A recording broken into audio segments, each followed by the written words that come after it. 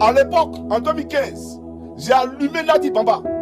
Parce que Nadi Bamba a reçu celui qui m'a pris au Luxembourg.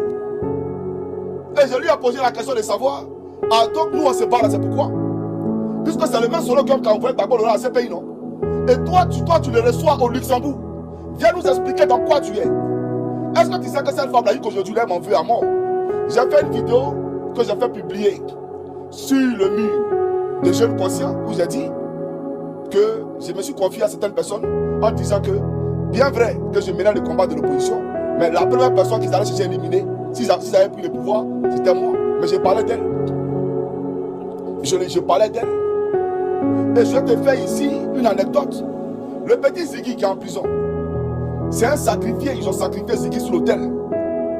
Parce que Ziggy, il est le président des Patriotes 2.0. Vous savez aujourd'hui que les hommes politiques, c'est qui craignent. L'âme redoutable qui craignent, c'est la jeunesse entre 18 ans à 25 ans. Ceux-là, on les appelle les wesh wesh à Paris. Quand eux, ils sortent pour gâter, c'est gâter, c'est gâter. Mais les gens qui ont déjà 30 ans révolus, 40 ans, bon, ça ne peut pas avoir le même effet que ces wesh wesh.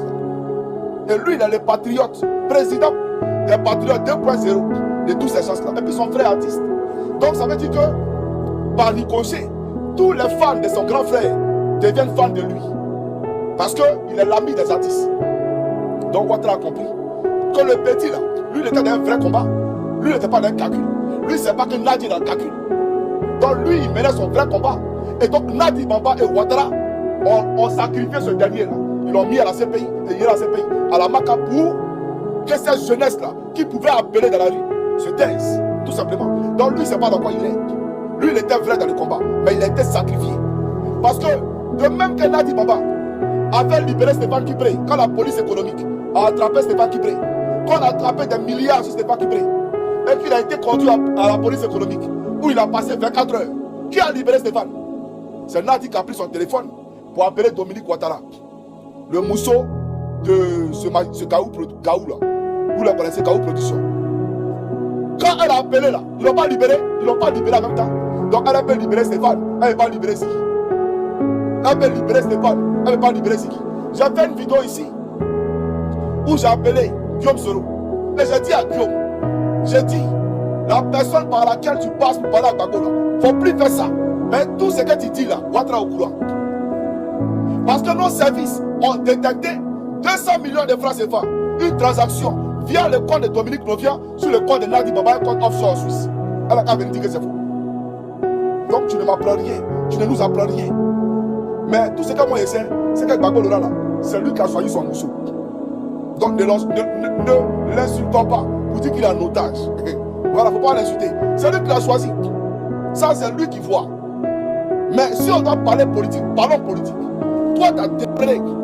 À l'époque, j'ai fait une vidéo où j'ai dit aux gens, si Simon Leïvé ne va pas à la CPI, c'est pas parce que Ado est magnanime.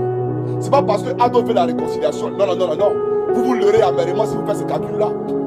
Mais c'est parce que Nadi était les yeux de Draman et Damé Bakayoko à la CPI.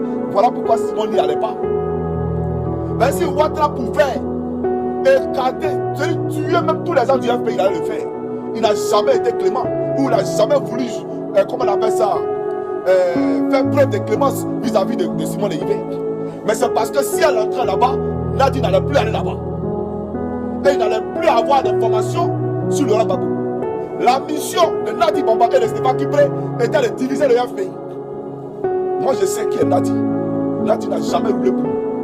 Et c'est à cause d'elle que Laurent Gbagbo n'a pas soutenu la désobéissance civile de Bédi en 2020. C'est à cause d'elle. Et moi-même, je savais. Je vous l'ai dit ouvertement. Le Seigneur Jésus-Christ, je l'appelle en témoin ici. Quand je faisais une vidéo ici, pour dire au peuple de Côte d'Ivoire, on va libérer le pays, on va faire ça, on va faire ça. Moi, je savais que Laurent Gbagbo n'allait pas lancer d'appel clair pour dire brûler les routes. Tant que Nadi est à côté de lui. Jamais. Ça ne pouvait jamais être possible. Je le savais. Je savais tout ça là. Donc, après, elle dit qu'on l'exclut, c'est pas qui break. Et puis, on laisse Nadi Bamba, on n'a rien fait. On n'a rien fait. Parce que la tête du serpent là n'est pas encore tombée. C'est elle-même qui est la tête du serpent. C'est ça le vrai point. Mais toi, après écouter, elle et toi, vous êtes pareils. Pas du distant, Gbagbo. C'est pas moi qui choisis votre femme. Mais Nadi là, elle travaille avec Alassane Dramane Ouattara. Nadi Bamba a toujours travaillé pour Alassane Dramane Ouattara. C'est ça le vrai point. Tant que vous serez avec cette femme là, vous allez courir à votre tête. Que Dieu vous bénisse, président. C'est d'avoir